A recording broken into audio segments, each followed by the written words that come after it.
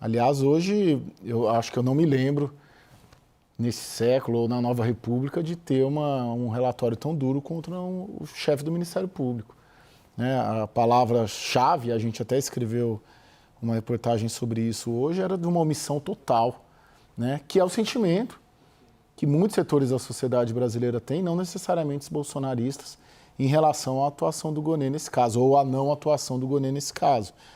Então, é muito forte, né? E, de fato, o Gonê pode travar isso.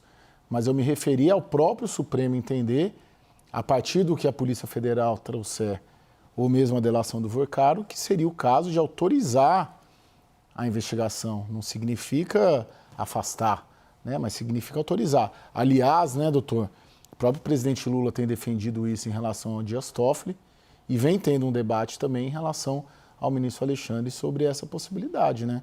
O que fazer diante disso? Fica o Supremo sangrando sem parar e os dois diretamente ali, de alguma maneira, envolvidos, passando ilesos, enquanto fica uma crise política tensionada pela atuação dos dois, né? Prossiga, Walter, prossiga, a palavra é sua. Em cima disso que você está bem colocando, Caio, vejo duas coisas. A primeira coisa que nunca se viu.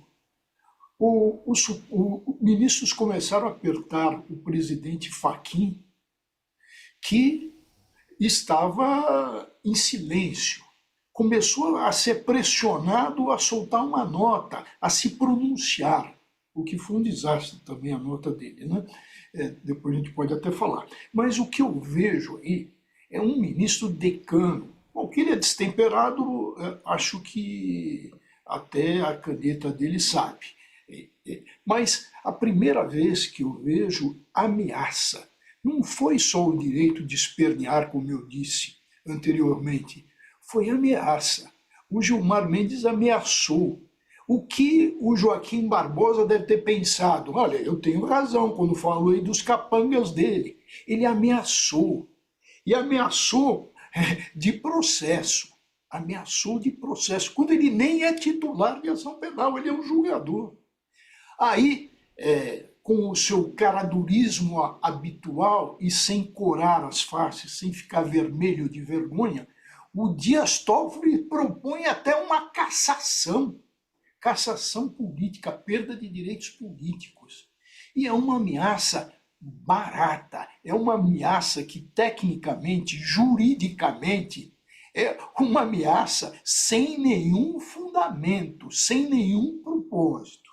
Outro ponto que eu queria, que eu peguei também e que o Daniel colocou, Daniel, me parece que o Supremo começou a mudar a partir do momento do escândalo.